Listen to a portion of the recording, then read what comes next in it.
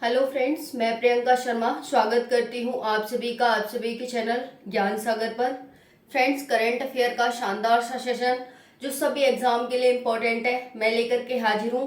तो चलिए स्टार्ट करते हैं। आपको इस सेशन में PIB, the Hindu, Indian express जो कि भारत के बहुत ही अच्छे, सबसे ज़्यादा प्रतिष्ठित और अच्छे अखबार हैं, यहीं से आपसे एग्जामिनर क्वेश्चन पूछता है। चाहे आप वनडे एग्जाम की तैयारी करते हो, चाहे स्टेट पीसीएस एंड यूपीएससी की तैयारी करते हो, तो आपसे यहीं से क्वेश्चन पूछे जाते हैं। इसीलिए सेशन मोस्ट इंपॉर्टेंट है। आपको इसमें डीपली एनालिसिस मिलेगा जो कि वनडे एग्जाम के लिए भी पूछा जा रहा है आपसे डीपली एनालिसिस, और अदर जो स्टेट एंड यूपीएससी एग्जाम होते हैं उनमें भी पूछा जा रहा है। तो चलिए, अगर हमने एक क्वेश्चन उठाया है तो हम उसका पूरा 360 डायमेंशन देखेंगे, कहीं से भी कोई क्वेश्चन हमारा छूट ना पाए। इतनी इंपॉर्टेंट ये सेशन है, इतना इंपॉर्टेंट ये क्लास है आपके लिए। तो देखेंगे, स्टार्ट करेंगे। अगर आप चैनल पर न्यू है तो चैनल को सब्सक्राइब कर लेंगे फ्रेंड्स, और ज़्यादा से ज़्यादा वीडियो को लाइक और शेयर करेंगे, ठीक है। तो चलिए स्टार्ट करते हैं। 27 अप्रैल 2023, 27 अप्रैल 2023 का आज का आप करेंट सेशन देखेंगे। करंट अफेयर्स किसके लिए है? सभी प्रतियोगी परीक्षाओं के लिए क्लास महत्वपूर्ण है। क्वेश्चन फर्स्ट क्या कह रहा है फ्रेंड्स, आपको ध्यान से सुनना है, एकदम अपना माइंड स्थिर रखना है और बोर्ड पर रखना है आपको सीधे, ठीक है। और सोचना है, विचार करना है कि किस तरह से हम न्यूज को पढ़ते हैं और किस तरह से उसका एनालिसिस करते हैं, ताकि आप एग्जाम में अपना कोई भी क्वेश्चन नहीं छोड़ पाओ और अपना अच्छे से एग्जाम क्लियर कर जाओ। क्वेश्चन फर्स्ट कह रहा है, हाल ही में युद्धग्रस्त देश सूडान में फंसे हुए नागरिकों को निकालने के लिए भारत द्वारा कौन सा ऑपरेशन शुरू किया गया है? पहले हमारा काम क्या है? क्वेश्चन को ठीक से पढ़ना। अगर एक बार समझ नहीं आया तो दोबारा पढ़ेंगे। क्या कह रहा है? हाल ही में युद्धग्रस्त देश सूडान, कौन सा देश है? सूडान है जो कि युद्धग्रस्त है, उसमें फंसे हुए नागरिकों को निकालने के लिए, जो सूडान में हमारे नागरिक फंसे हुए हैं उनको निकालने के लिए भारत द्वारा कौन सा ऑपरेशन शुरू किया गया है? ये विदेश मंत्री के द्वारा कहा गया है, विदेश मंत्री का बयान है, ठीक है। तो आपको बताना है कौन सा ऑपरेशन शुरू किया गया है। आपको 4 ऑप्शन दे रखे हैं, इसमें से आपको राइट आंसर अपना बताना है कि राइट ऑप्शन ये है मैम। इसका राइट आंसर हो जाएगा फ्रेंड्स कावेरी। क्या हो जाएगा? कावेरी। कावेरी इसका राइट आंसर है हमारा जो क्वेश्चन है। क्या है क्वेश्चन? कि हाल ही में युद्धग्रस्त देश सूडान में फंसे हुए नागरिकों को निकालने के लिए भारत द्वारा कौन सा ऑपरेशन शुरू किया गया है? Answer is Kaveri operation. Friends, लगभग 3000 भारतीयों को ये ऑपरेशन के माध्यम से लाया जाएगा। जो हमारे विमान गए हैं वो 2 तो C-130 विमान गए हैं। कौन से? 2 C-130 विमान, और नौसेना के जहाज INS सुमेधा से जो भारतीय नागरिक है उनको लाया जाएगा। क्लियर हो गया? तो ध्यान रखेंगे, आपसे ये भी पूछा जा सकता है कि किन विमानों द्वारा, मतलब कौन से विमान यूज में लिए गए थे कावेरी ऑपरेशन के लिए, ये पूछा जा सकता है। आपसे पूछा जा सकता है कावेरी ऑपरेशन किससे संबंधित है? क्या ये युद्धग्रस्त भारतीय नागरिकों को निकालने के लिए संबंधित है, या फिर ये किसी भारत पाकिस्तान युद्ध के लिए, युद्ध से संबंधित है, या भारत चीन युद्ध से संबंधित है, या फिर इसे हमने रूस से खरीदा है? ऐसे भी आपसे पूछा जा सकता है, ठीक है।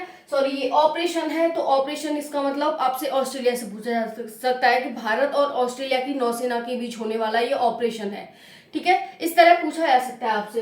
तो आप ध्यान रखेंगे यहाँ पर, इसमें 2 विमान तो C-130 और नौसेना के जो जहाज है वो INS विक्रांत। नौसेना इसका मतलब पानी द्वारा भी हमारे जो नागरिक हैं वो लाए गए हैं, और हमारे ये जो C-135 है, इन विमानों के द्वारा भी हमारे भारतीय नागरिक लाए गए हैं, यानी एयर द्वारा भी लाए गए हैं और जल द्वारा भी लाए गए हैं। क्लियर हो गया? ये अफ्रीका का देश है, जो सूडान इसका नाम है, ये अफ्रीका का देश है। अभी देखेंगे इसके बारे में भी।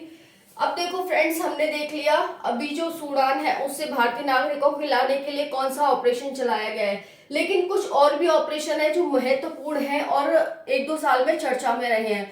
तो आपसे ऑपरेशन की बात आती है तो ऑपरेशन से आपसे एग्जामिनर यहाँ से ना पूछ के, हो सकता है पिछले ऑपरेशन से क्वेश्चन पूछ ले।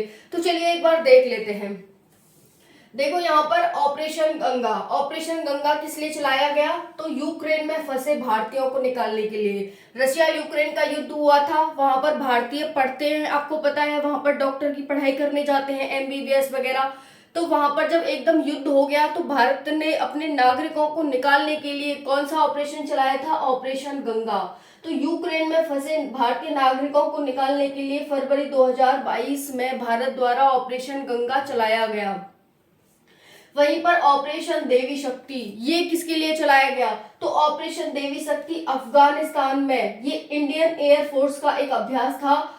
ये ठीक है, ये इंडियन एयरफोर्स का अभ्यास था और इसमें अगस्त 2021 में चलाया गया था अफगानिस्तान में। क्यों फ्रेंड्स? जब वहां से अमेरिका चला गया और तालिबान की सत्ता स्थापित हो गई तो वहां के लोगों के साथ साथ भारतीय नागरिकों के साथ भी वहां पर अत्याचार हो रहे थे, तालिबान उन पर अत्याचार कर रहा था।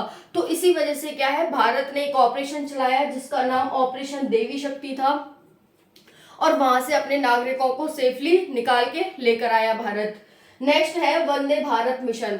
वंदे भारत मिशन ये भी मोस्ट इंपॉर्टेंट है। ये चलाया गया कोरोना के कारण विदेशों से भारतीय नागरिकों को निकालने के लिए 2020 में। तो ऑपरेशन वंदे भारत मिशन भी आप ध्यान रख लेंगे। वंदे भारत मिशन किसके लिए चलाया गया? कोरोना के कारण विदेशों में जो भारतीय नागरिक थे उनको लाने के लिए। नेक्स्ट है ऑपरेशन मैत्री। ऑपरेशन मैत्री किससे संबंधित है? तो नेपाल में 2015 में घातक भूकंप के कारण नागरिकों को निकालने के लिए, यानी भारत ने वहां के भी नागरिकों को निकाला सेफली, क्योंकि भूकंप आ गया, सारी जमीन डिस्ट्रॉय हो गई। इस वजह से वहां के नागरिकों को भी निकाला और जो हमारे नागरिक नेपाल में थे उसके लिए भी रेस्क्यू ऑपरेशन चलाया जिसका नाम क्या था? ऑपरेशन मैत्री था। ठीक है, तो ये जो 4 ऑपरेशन है आप ध्यान रख लेंगे। ऑपरेशन गंगा यूक्रेन में फंसे भारतीय नागरिकों के लिए। आपसे ये भी पूछा जा सकता है कहाँ के लिए चलाया गया और कब चलाया गया, ये भी पूछा जा सकता है। तो सबकी डेट लिखी हुई है, आप याद रख लेंगे इस चीज को। ऑपरेशन देवी शक्ति अफगानिस्तान के लिए, वहां पर आतंक हो रहा था तो देवी माँ ने उनकी रक्षा के लिए यहाँ पर ऑपरेशन देवी शक्ति आई। ठीक है, ये चलाया। फिर है वंदे भारत। वंदे हमारी एक्सप्रेस ट्रेन भी है। तो कोरोना के कारण विदेशों में फंसे नागरिकों के लिए ऑपरेशन मैत्री नेपाल में एक रेस्क्यू ऑपरेशन चलाया जब वहां पर भूकंप आ गया था 2015 में। ये कुछ इंपॉर्टेंट ऑपरेशंस हैं, इनको आप ध्यान रखना है। ठीक है, तो हमारा पहला क्वेश्चन हो गया है। अब देखो यहाँ पर हम ये सूडान क्या है इसके बारे में और देख लेते हैं। ये एक अफ्रीकी देश है सूडान, इसकी राजधानी खार्तूम है और इसकी मुद्रा सूडानी पाउंड है। क्लियर? तो अफ्रीकी देश है एक सूडान, इसकी राजधानी खार्तूम है और मुद्रा क्या है इसकी? पाउंड। ठीक है, अगर मैं आपको दिखाना चाहूँ सूडान, तो ये हमारा एटलस का मैप हो जाता है और जब हम इसे ओपन करते हैं तो इसमें देखते हैं अफ्रीका, क्योंकि ये अफ्रीका का एक देश है तो हम अफ्रीका निकाल लेते हैं यहाँ पर। तो फ्रेंड्स, जब हम अफ्रीका निकालते हैं तो अफ्रीका में आपको यहाँ पर ये सूडान दिखाई देता है, ये वाला देश। ठीक है, ये आपको दिखाई दे रहा होगा, ये है सूडान, इसी की बात हो रही है। यहीं से निकालने के लिए भारत ने कौन सा ऑपरेशन चलाया? ये वाला। तो ये युद्धग्रस्त है। ठीक है, यहाँ पर युद्ध मतलब घर की लड़ाई है, जैसे देश में अंदर लड़ाई हो जाती है ना, वैसी लड़ाई है, एक दोनों सरकार के बीच की लड़ाई। चलिए अब नेक्स्ट देखते हैं, नेक्स्ट क्वेश्चन क्या कह रहा है। नेक्स्ट क्वेश्चन है पीएम मोदी की एक पहल को 20 साल पूरे हो गए हैं, उसका नाम क्या है? प्रधानमंत्री मोदी के द्वारा गुजरात में एक पहल शुरू की गई थी, अब इस साल उसको 20 साल पूरे हो गए हैं। उस पहल का आपसे नाम पूछ रहा है कि उसका नाम क्या है। तो देखो आपको 4 ऑप्शन दे रखे हैं, ए स्वागत, बी स्वागतम, सी स्वागत मेव और D NOTA none of the above. तो इसका आंसर हो जाता है फ्रेंड्स स्वागत। स्वागत पहल है जो प्रधानमंत्री मोदी के द्वारा चलाई जाती है गुजरात में और उसे इस वर्ष 2023 में कितने वर्ष? 20 वर्ष पूरे हो गए हैं। चलिए अब इसके बारे में कुछ जानकारी ले लेते हैं फ्रेंड्स। देखो, अप्रैल के अंतिम सप्ताह को प्रौद्योगिकी के अनुप्रयोग द्वारा शिकायतों पर राज्यव्यापी ध्यान केंद्रित करने के लिए जो ऑपरेशन था हमारा स्वागत, ये चलाया गया था।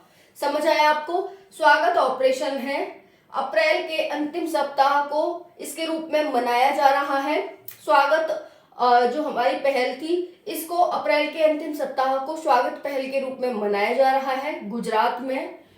प्रौद्योगिकी के अनुप्रयोग द्वारा, जैसे प्रौद्योगिकी का हम अनुप्रयोग करते हैं उसके द्वारा शिकायतों पर राज्यव्यापी ध्यान केंद्रित करने के लिए ये पहल को शुरू किया गया था। समझ आ गया आपको? 2010 में इस पहल को, जो ये स्वागत पहल है पीएम नरेंद्र मोदी की, इस पहल को यूएन लोक सेवा पुरस्कार सहित राष्ट्रीय और अंतर्राष्ट्रीय प्रशंसा शामिल है। यानी यहां से देखो इनको क्या है, जो ये पहल है 2010 में इसे यूएन लोक सेवा पुरस्कार मिल चुका है, उसके साथ साथ इसे राष्ट्रीय और अंतर्राष्ट्रीय प्रशंसा भी इसे मिल चुकी है। मतलब राष्ट्रीय स्तर पर और अंतर्राष्ट्रीय स्तर पर इसकी प्रशंसा हो चुकी है, ये कह रहा है ये वाली लाइन। तो फ्रेंड्स ये काफी अच्छी पहल थी कि अगर हम जो हमारी साइंस होती है उसका अनुप्रयोग करेंगे तो उसकी जो शिकायत है उसका कहाँ करें, कैसे निपटान करें, एवरीथिंग इसमें बताया गया है और इसके लिए पहल थी। तो आपको एग्जाम के लिए ध्यान क्या रखना है, इस पहले तो यही पूछ सकते हैं कि स्वागत पहल को कितने वर्ष पूरे हो चुके हैं, पहला क्वेश्चन। दूसरा, स्वागत पहल कहाँ चलाई गई थी, दूसरा क्वेश्चन। स्वागत पहल किसने चलाई थी, तीसरा क्वेश्चन। फिर पूछ सकता है कि हाल ही में किस पीएम मोदी की किस पहल को 20 वर्ष पूरे हो चुके हैं, चौथा क्वेश्चन। फिर उसके बाद पूछ सकते हैं कि किस सप्ताह को या फिर किस सप्ताह को स्वागत पहल के रूप में मनाया गया, तो अप्रैल के लास्ट सप्ताह को। ठीक है, और क्या इसे यूएन द्वारा या फिर राष्ट्रीय अंतर्राष्ट्रीय स्तर पर भी पुरस्कार मिल चुके हैं, तो हाँ फ्रेंड्स मिल चुके हैं। काफी अच्छी योजना मानी जाती है। और किसके लिए है, उद्देश्य क्या है इसका, उद्देश्य भी ध्यान रख लेंगे, प्रौद्योगिकी के अनुप्रयोग द्वारा शिकायतों पर राज्यव्यापी ध्यान केंद्रित करना है। ठीक है, कि अगर प्रौद्योगिकी का अनुप्रयोग हो रहा है तो राज्य उस पर ध्यान दे। क्लियर हो गया? चलिए अब हमारा क्वेश्चन रह गया फ्रेंड्स, थोड़ा सा और है इसमें, थोड़ा सा और देखते हैं। तो थोड़ा सा कर लेते हैं नीचे, अब देखते हैं इसमें क्या है। तो देखो यहां पर आपको बता रहा है 24 अप्रैल 2003 को। अब ये योजना शुरू की कब की गई थी, तो फ्रेंड्स आप देखेंगे यहाँ पर 24 अप्रैल 2003 को ईज ऑफ लिविंग बिजनेस को बढ़ावा देने के लिए और नागरिकों को सामने आने वाले मुद्दों को हल करने के लिए योजना शुरू की गई थी। उद्देश्य इसका ये हो जाएगा, 24 अप्रैल 2003 को शुरू की गई थी, तो 3 से 13, 13 से 23, 20 साल हो गए। 24 अप्रैल 2023, ध्यान रखेंगे, मोस्ट इंपॉर्टेंट है। ईज ऑफ लिविंग बिजनेस को बढ़ावा देने के लिए और नागरिकों के सामने जो आने वाली चुनौती है, जो वो काम करते हैं, विज्ञान का उपयोग करते हैं और उसका अनुप्रयोग करते हैं, उसका उन्हें समझ हो। ठीक है, और वो सोच विचार करके अपने निर्णय ले सकें और उसका प्रयोग कर सकें। ठीक है, तो उसका अनुप्रयोग और उपयोग की यहाँ पर बात की जाती है। अब मोदी के बारे में देख लेते हैं। प्रधानमंत्री मोदी, जन्म उनका 17 सितंबर 1950 को होता है, 17 सितंबर। और इसीलिए आपसे पूछा जाता है कि ऐसे भारत के कौन से प्रधानमंत्री हैं जिनका जन्म भारत के स्वतंत्रता के बाद हुआ है, तो इसका आंसर भी नरेंद्र मोदी हो जाता है। फ्रेंड्स इंपॉर्टेंट है, ध्यान रखेंगे। ऐसे कौन से भारत के प्रधानमंत्री हैं जिनका जन्म स्वतंत्रता के बाद हुआ है, तो प्रधानमंत्री नरेंद्र मोदी। 17 सितंबर 1950 को आप इनका जन्मदिन भी ध्यान रख सकते हैं, इनको विश भी कर सकते हैं। तो 17 सितंबर 1950। जीवन काल इनका राजनेता के रूप में निकला है अब तक का। 2001 से 2014 तक ये गुजरात के सीएम रहे थे। उसके बाद ये यहाँ पर मई 2014 से ये पीएम पद पर कंटिन्यू है भारत के प्रधानमंत्री के रूप में। ये वर्तमान में वाराणसी से भाजपा सांसद भी हैं, यानी बीजेपी के सांसद भी हैं ये वाराणसी से। तो मोस्ट इंपॉर्टेंट हो जाता है, आपसे राजनेताओं से क्वेश्चन पूछ लिया जाता है कि हाल ही कि जो राहुल गांधी है वो कहाँ से सांसद हैं। ठीक है, इस तरह से पूछ लिया जाता है किस क्षेत्र से सांसद हैं। बाकी और भी जो हमारे बड़े बड़े नेता हैं उनसे भी क्वेश्चन आपसे पूछ लिया जाता है, तो यहाँ से भी पूछा जा सकता है। मोदी एक तो हमारे इतने लंबे काल तक सीएम रहे, फिर अब यहाँ पर प्रधानमंत्री हैं, लगभग 10 साल इन्हें पूरे हो चुके हैं, तो इस तरह से आपसे क्वेश्चन पूछा जा सकता है, मोस्ट इंपॉर्टेंट हो जाता है। अब हम गुजरात के बारे में देख लेते हैं, क्योंकि गुजरात चर्चा में है, तो गुजरात देखेंगे। गुजरात की स्थापना 1 मई 1960 को होती है। गुजरात की राजधानी गांधीनगर है। गुजरात में 33 जिले हैं। तटीय सीमा इसकी 1600 किलोमीटर की है। लोथल इसका एक बंदरगाह है जो गुजरात में है, जो सिंधु सभ्यता का एक बंदरगाह था। ये बंदरगाह क्या होता है, ऐसा क्षेत्र या फिर ऐसा कोई टीला होता है जहां से आने जाने का व्यापार होता है, मतलब व्यापार होता है। ठीक है, तो दुनिया के पहले बंदरगाहों में से एक है लोथल। अब देखते हैं यहाँ पर गिर राष्ट्रीय उद्यान। गिर राष्ट्रीय उद्यान गुजरात में ही स्थित है। यहाँ पर क्या है, एशिया के शेर पाए जाते हैं। एशिया के जो शेरों के लिए प्रसिद्ध है ना, वो गिर राष्ट्रीय उद्यान ही प्रसिद्ध है। तो आपसे एग्जामिनर कुछ भी पूछ सकता है फ्रेंड्स, इससे बाहर नहीं जाएगा, ये मैं आपसे प्रॉमिस कर सकती हूँ। लेकिन यहाँ से आपसे क्वेश्चन जरूर पूछेगा, ये मैं आपको गारंटी दे सकती हूँ कि आप इसे बिल्कुल भी मिस ना करें, नजरअंदाज ना करें। अगर आप इस क्लास को नजरअंदाज करोगे तो आपको फिर एग्जामिनर नजरअंदाज कर देगा, ठीक है। क्योंकि the Hindu, Indian express, PIB से वो क्वेश्चन उठाएगा और जब आप नहीं पढ़ोगे तो फिर वो आपको नजरअंदाज कर देगा। तो आपको मिल रहा है, सब कुछ परोसा हुआ, तो फिर क्यों नहीं उसे ग्रहण कर लेते? क्या दिक्कत हो रही है ग्रहण करने में? करो ना भाई ग्रहण। चलिए अब हम नेक्स्ट देख लेते हैं। यहाँ पर नेक्स्ट क्वेश्चन क्या कह रहा है हमारा। नेक्स्ट क्वेश्चन कह रहा है, भारत के किस राज्य में पहली वाटर मेट्रो शुरू की गई है? भारत के किस राज्य में पहली वाटर मेट्रो शुरू की गई है? 4 ऑप्शन दे रखे हैं। अब 26 अप्रैल 2023 को ही शुरू की गई है। पहला ऑप्शन गुजरात, उत्तर प्रदेश, केरल या फिर उत्तराखंड। तो इसका आंसर हो जाएगा केरल। केरल में ये सेवा शुरू की गई है। भारत की पहली वाटर मेट्रो है, यानी वाटर में चलने वाली मेट्रो। अभी तक तो आपने पटरियों पर सुना होगा, ऊपर सुना होगा कि भाई फ्लाईओवर के ऊपर होकर भी निकल सकती है, नीचे होकर भी जा सकती है, यानी स्थल पर चल सकती है, लेकिन अब पानी में भी चल सकती है ये, ठीक है। और कौन सा राज्य बन गया है? केरल, जिसमें पहली वाटर मेट्रो शुरू की गई है। अब देखो केरल के बारे में देख लेते हैं। ये दक्षिण भारत का राज्य है केरल। यहाँ पर मानसून सबसे पहले टकराता है, केरल से ही टकराता है। जैसे अभी लास्ट मई या फिर जून में, 1 जून में आएगा जब एग्जाम, जब मानसून आएगा तो केरल से ही टकराएगा। ठीक है। यहाँ पर लेगून पाई जाती हैं। लेगून क्या होते हैं? जिन्हें हम बैक वाटर लेक बोलते हैं, ठीक है। ब्रैकिश वाटर या फिर बैक वाटर लेक बोलते हैं। फ्रेंड्स होता क्या है कि जैसे आपने केरल देखा है, देखो मैं आपको दिखाती हूँ। ये हमारा प्यारा सा भारत हो गया, जैसे यहाँ पर भी देख सकते हैं, ये हमारा प्यारा सा भारत है। यहाँ पर है केरल। ये जो पश्चिमी साइड है ना, पश्चिम और दक्षिण में, यहीं पर है केरल। चलिए मैं आपको एक बार मैप में और दिखा देती हूँ। फ्रेंड्स आप ये देख सकते हैं, ये यहाँ पर आपको केरल दिखाई दे रहा है, और यहाँ पर आपको क्या दिखाई दे रहा है? अरब सागर, ठीक है। ये अरब सागर और ये केरल। चलिए अब आगे बात कर लेते हैं। तो फ्रेंड्स क्या होता है कि यहाँ पर ये आपने केरल देख लिया, जैसे ये केरल देख लिया, यहाँ पर ये हमारा अरब सागर हो गया, अरब सागर।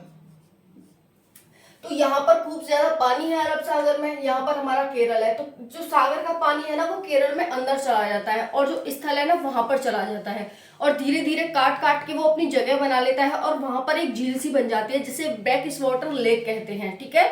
समझ आ गया ब्रैकिश वाटर लेक क्या है? ऐसा पानी का ऐसा स्थल जहां पर समुद्र का पानी अंदर घुस के आ जाता है जमीन पर, और फिर वो अपनी जगह बना लेता है। उसी को हम क्या कहते हैं? लेगून कहते हैं, या फिर ब्रैकिश वाटर लेक कहते हैं। यहाँ पर देखो, अब हम देख लेते हैं इस ट्रेन के बारे में, मेट्रो के बारे में। वाटर मेट्रो है जो हमारी 10 आइलैंड को एक कनेक्ट करेगी मेट्रो। हमारी प्रमुख शहर, जो केरल के प्रमुख शहर है, वो कोझिकोड, कोचीन और तिरुवनंतपुरम है। कोझिकोड, कोचीन और तिरुवनंतपुरम केरल के प्रमुख शहर हैं। जो वेम्बनाड लेक है, एक वेम्बनाड लेक है जो एग्जाम में भर भर के पूछी जाती है, वो कहाँ है? तो आप ध्यान रख लेंगे, केरल के कोचीन में स्थित है। जो इसका शहर है कोचीन, यहीं पर ये वेम्बनाड लेक स्थित है। मेक इन इंडिया प्रोजेक्ट के तहत इस वाटर मेट्रो को बनाया गया है। स्टेट एंड सेंट्रल का दोनों का यहाँ पर ज्वाइंट वेंचर है ये। 50% स्टेट का इसमें सहयोग है और 50% सेंट्रल का सहयोग है। बैटरी चालित है, यानी बैटरी से चलेगी ये मेट्रो। एयर कंडीशनड होगी, ठीक है।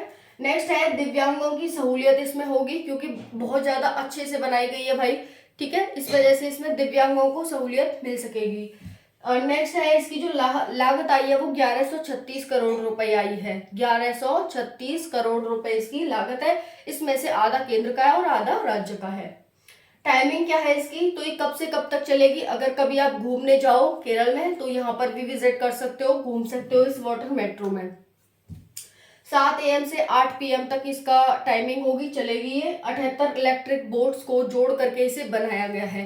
78 इलेक्ट्रिक बोट्स को मिला करके इसे बनाया गया है। अब देखेंगे इसका किराया भी देख सकते हैं, कभी घूमने का मौका मिले तो जरूर जाना। 20 रुपए इसका किराया है।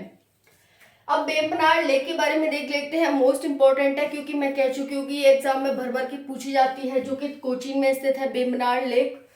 देखो 96 किलोमीटर लंबी है ये। जो नेहरू ट्रॉफी आपने सुना होगा ना, नेहरू ट्रॉफी जो बोट रनिंग होती है, बोट रेस होती है, वो यहीं पर होती है वेम्बनाड लेक में। और उसकी जो नेहरू ट्रॉफी जो दी जाती है वो इसीलिए इम्पोर्टेंट है और यहीं पर ये प्रसिद्ध है, नेहरू ट्रॉफी। लेगून से बनी एक झील है ये। लेगून मैंने बता दिया अभी क्या होता है। केरल की सबसे बड़ी लेक है ये, केरल की सबसे बड़ी और देश की सबसे लंबी झील है। लेक मतलब झील ही होता है, तो मैंने वहां पर लेक, यहाँ पर झील, ठीक है। तो ये हो गया, केरल की सबसे बड़ी और भारत की सबसे लंबी लेक है, सबसे लंबी झील है ये। समुद्र से कनेक्ट होती है, इसीलिए तो इसका निर्माण हुआ है, क्योंकि समुद्र से कनेक्ट होती है। चलिए नेक्स्ट क्वेश्चन देखते हैं। तो आपको समझ आ जाना चाहिए, भारत के किस राज्य में पहली वाटर मेट्रो शुरू की गई है? आंसर हो जाएगा केरल। और बाकी सारी जानकारी, ये केरल दक्षिण भारत का राज्य है। यहाँ पर सबसे पहले मानसून टकराता है। लेगूनों से बनी एक झील है, यहाँ पर बहुत ज्यादा लेगून है फ्रेंड्स। 10 आइलैंड को कनेक्ट करेगी ये वाटर मेट्रो। प्रमुख शहर कोझिकोड केरल के, कोचीन और तिरुवनंतपुरम है। जो हमारी वेम्बनाड लेक है वो कोचीन में है। मेक इन इंडिया प्रोजेक्ट के तहत इसे बनाया जा रहा है। स्टेट और सेंटर का जॉइंट वेंचर है ये। बैटरी से चलित होगी, एयर कंडीशनड होगी, दिव्यांगों को सहूलियत मिलेगी इसमें। लागत इतनी है, टाइमिंग इसकी ये है, 78 इलेक्ट्रिक बोर्ड्स को जोड़कर बनाई गई है और किराया ये है। नेक्स्ट क्वेश्चन देखते हैं। वेम्बनाड लेक क्या है? 96 किलोमीटर लंबी है। नेहरू ट्रॉफी यहीं के लिए प्रसिद्ध है। लेगून से बनी है, केरल की सबसे बड़ी और भारत की सबसे लंबी लेक है ये, समुद्र से कनेक्ट होती है। नेक्स्ट क्वेश्चन है, हाल ही में किस शहर में भारत की पहली जैव सुरक्षा स्तर 3 मोबाइल गतिमान प्रयोगशाला का उद्घाटन किया गया है?